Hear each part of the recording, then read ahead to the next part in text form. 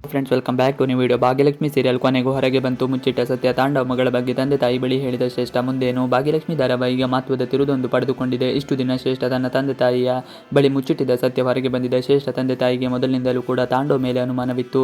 ಆದರೆ ಶ್ರೇಷ್ಠ ತಾಂಡವ ಪರವಾಗಿ ಮಾತನಾಡುತ್ತಾ ತನ್ನ ತಂದೆ ತಾಯಿಯನ್ನು ಒಪ್ಪಿಸಿದ್ದಳು. ಮಗಳಿಗೆ ರಾಘು ಜೊತೆಯಲ್ಲಿ ಮದುವೆ ಮಾಡಿಸಬೇಕೆಂಬುದು ಅವರ ಆಸೆಯಾಗಿತ್ತು. ಮಗಳ ಮಾತಿಗೆ ಮಣಿದ ಶ್ರೀಯವರ ಹಾಗೂ ಯಶೋಧ ಇಬ್ಬರು ಕೂಡ ತಾಂಡವ ಜೊತೆಗೆ ಮದುವೆ ಮಾಡಿಸಲು ಒಪ್ಪಿಗೆ ಕೊಟ್ಟಿದ್ದರು. ತಂದೆ ತಾಯಿಯನ್ನು ತೊರೆದು ಶ್ರೇಷ್ಠ ಬೆಂಗಳೂರಿಗೆ ಬಂದಾಗ ಶ್ರೀಯವರಿಗೆ ಹಾರ್ಟ್ ಅಟ್ಯಾಕ್ ಆಗಿತ್ತು.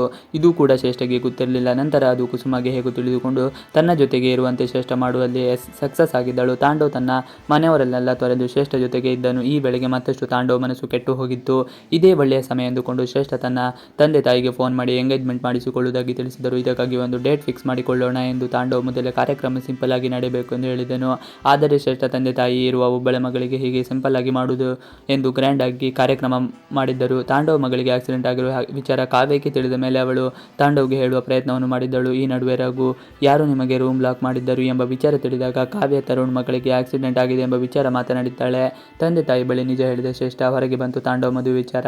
ಕಾವ್ಯ ಹಾಗೂ ರಘು ಇಬ್ಬರು ತಾಂಡವ ಬಗ್ಗೆ ಮಾತನಾಡುವಾಗ ಶ್ರೇಷ್ಠ ತಂದೆ ಶ್ರೀಯವರು ಹಾಗೂ ಪ್ರತಿಯೊಬ್ಬರು ಮಾತನ್ನು ಕೇಳಿಸಿಕೊಂಡಿದ್ದಾರೆ. ಈ ವೇಳೆ ಕಾವ್ಯ ಸುಮ್ಮನೆ ಆಗಿದ್ದು ಶ್ರೇಷ್ಠ ಬಳಿ ಬಂದು ಶ್ರೀಯವರ ತಾಂಡವ ಮಗಳು ಇದ್ದಾಗ ಅವಳಿಗೆ ಆಕ್ಸಿಡೆಂಟ್ ಆಗಿದ್ಯಾ ಎಂಬುದರ ಬಗ್ಗೆ ಶ್ರೇಷ್ಠ ಬಳಿ ನೇರವಾಗಿ ಪ್ರಶ್ನೆ ಮಾಡಿದ್ದಾಳೆ. ಆದರೆ ಶ್ರೇಷ್ಠಕ್ಕೆ ತನ್ನ ತಂದೆ ಮುಂದೆ ಏನು ಹೇಳಬೇಕು ಅಂತ ತಿಳಿಯುತ್ತಿಲ್ಲ. ಈ ವೇಳೆ ಏನನ್ನು ಹೇಳಲಿ ಎಂಬುದನ್ನು ಯೋಚನೆ ಮಾಡುತ್ತಿದ್ದಾಗ ಶ್ರೀವರು ಮತ್ತೆ ನೀನು ಸುಳ್ಳು ಹೇಳಿದರೆ ಅದರ ಪರಿಣಾಮ ನೆಟ್ಟಗೆ ಇರೋದಿಲ್ಲ ಎಂದು ವಾರ್ನಿಂಗ್ ಮಾಡಿದ್ದಾರೆ.